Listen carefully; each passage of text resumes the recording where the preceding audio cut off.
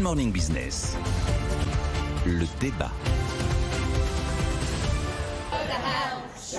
And don't you come back no more, no more, no more, no more. Go to hell, Shell, and don't you come back no more. Voilà, vous entendez les activistes présents à l'Assemblée Générale de Go to Hell, Shell. Donc l'Assemblée Générale de Shell, c'était hier au Royaume-Uni. Le climat, évidemment, mais plein d'autres sujets, des sujets de débats sociétaux, des débats politiques s'invitent dans les assemblées générales. L'extra-financier prend le pas un peu sur le financier. Alors je trouve que le sujet est assez passionnant parce qu'il y a un vrai mouvement de quelque chose. Enfin, il se passe quelque chose. Là, Shell, ce sont pas des actionnaires qui gueulent, ce sont des activistes qui, parce que ils chantent pas, les actionnaires. Voilà, ils chantent pas. Ils ont voté à 80%. Ouais. La stratégie climat. On peut dire 80%, c'est pas 97%, comme par exemple chez Schneider. Mais enfin, ça reste quand même un chiffre raisonnable. Et alors, je vais vraiment regarder l'histoire avec des yeux complètement cliniques. Je refuse de mettre de la morale, de mettre la main sur le cœur, de me mettre à pleurer pour la planète. Qu'est-ce qu'on voit ? On voit que dans la plupart des cas où il y a eu vraiment des mouvements d'actionnaires cette fois-ci, contre des choses que l'on peut rapprocher à l'ESG ou au RSE, généralement c'est parce que l'extra-financier, à l'arrivée, ça venait polluer le financier.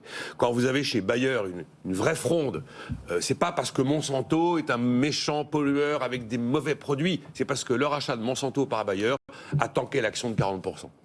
C'est donc la valeur de l'entreprise qui va faire que les actionnaires réagissent. Quand vous avez un mouvement similaire qui se passe chez UBS en 2019, c'est pas parce que UBS est accusé de d'avoir méchamment facilité l'évasion fiscale. C'est parce que cette accusation a conduit le tribunal de grande instance de Paris à lui infliger une amende de 3,7 milliards d'euros. Et là, effectivement, vous avez un impact financier. Schneider, cette année, a parfaitement validé sa stratégie climat, tandis qu'il est impliqué dans un projet pétrolier en Afrique de l'Est.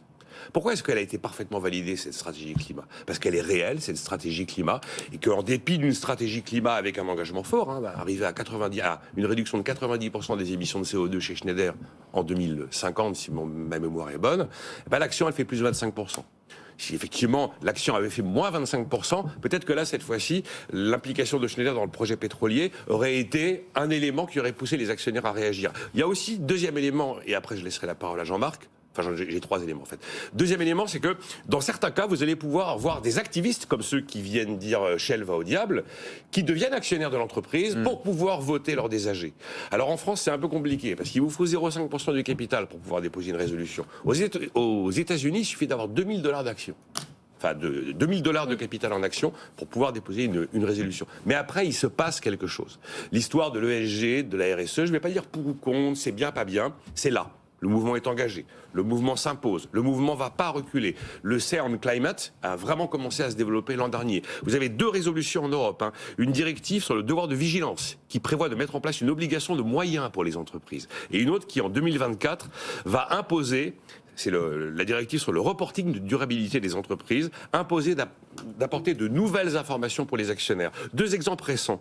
L'AG de Carrefour, vous avez 10 investisseurs institutionnels, pas des odieux bolcheviques anticapitalistes, qui font inscrire à l'ordre du jour, à l'AG du mois de mai, que le distributeur doit être plus explicite sur sa stratégie climat. Juste ça.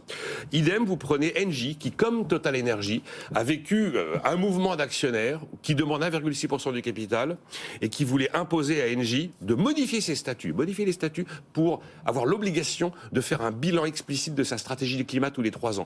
Les 1,6% du capital, c'est des banques postales, Mesquert, Sycomore, Mirova. C'est-à-dire des fonds. Ça vous passionne ce sujet ? Non, mais oui. des fonds de placement, des fonds d'investissement. Il a encore 2 minutes 55. Des fonds de gestion qui font ça parce que ça correspond aux attentes de leurs clients. Donc voilà un peu les Jean-Marc, vous n'étiez pas à la chorale hier, Go to Hell Shell. Go to Hell Shell. Ah non, je ne suis pas d'accord. Je pense que quand les militants chantent, les actionnaires déchantent. Parce que effectivement, comme disait Nicolas, eux, ce qui les intéresse, c'est de savoir quelles sont les performances de l'entreprise. Quant à dire que c'est un mouvement de fond, ça a toujours existé. C'est-à-dire que je rappelle quand même que Macy's s'est créé à New York au 19e siècle sur l'idée de vendre des vêtements dans lesquels il y avait du coton, où il n'y avait pas d'esclaves qui avaient été à l'origine de la production. Je rappelle que quand Milton Friedman dit « business of business is business », il réagit à une décision qui a été prise par General Motors de promouvoir au sein de l'entreprise des cadres afro-américains de façon à répondre à une attente de la population en termes de davantage d'égalité. Et donc, je rappelle que effectivement, aux États-Unis, quand il y a eu les premiers mouvements qui étaient les mouvements en faveur du busing, c'est-à-dire du transfert des jeunes Afro-Américains vers les écoles. Vers les écoles. Un certain nombre de sociétés ont payé le busing, alors que le busing n'était pas dans leur fonction, notamment les sociétés pétrolières, justement. Donc ça a toujours existé. Il y a une sorte de façon, effectivement, d'utiliser la pub que ça apporte, de se valoriser sur le plan moral pour essayer de trouver des clients. Mais à la fin, seuls les profits comptent? Alors je pense que pour l'entreprise, à la fin, seuls les profits comptent. Et pour qu'il y ait des profits, il faut qu'il y ait des acheteurs. Pour qu'il y ait des acheteurs, effectivement, il faut qu'on ait une assez bonne image de marque. Quant à l'organisation de l'entreprise, ce sera la citation du jour. François Pérou, donc François Pérou, professeur au Collège de France, un des économistes que mettent le plus en avant en ce moment tous les économistes qui se veulent hors mainstream. C'est-à-dire, ils disent, au moins une époque, le professeur au Collège de France, c'était quelqu'un d'original, c'était François Pérou. Et François Pérou, alors c'est pas une critique de l'actuel, c'est un personnage qui effectivement a des idées assez structurées. Mais François Pérou disait, l'entreprise peut être considérée comme une institution, c'est-à-dire comme un ensemble stable et organisé d'éléments et de relations, formés en vue d'accomplir l'œuvre de production. Sauf à militer pour la disparition du capitalisme, il est dangereux de jouer avec les mots et de multiplier les contraintes la concernant. Et donc je pense que effectivement on joue avec les mots. Il n'y a que le consommateur qui compte en fait. Et c'est le consommateur qui tranchera. Et les profits. Oui, mais il n'y a pas de profit si le consommateur trouve que l'image de marque est abîmée. Franchement, on en a déjà parlé. Ce week-end, le consommateur sur Shell, il a fait fort 900 km de bouchons. Je sais qu'il n'y avait pas de train en provenance de la Bretagne et qu'il y avait probablement des voitures électriques, mais fondamentalement, les gens qui étaient dans les bouchons avaient une voiture. Ils voulaient de l'essence. Et ils n'avaient même pas cherché à savoir s'il y avait des trains entre Rennes et Paris. Les exemples de Jean-Marc, c'est sur effectivement des cas particuliers dans l'histoire. Mais là, on est vraiment sur... Enfin, je pense que sur l'histoire du climat, toutes les entreprises sont devant ce sujet. Et aucune ne peut l'ignorer, parce que ça ne fait que commencer.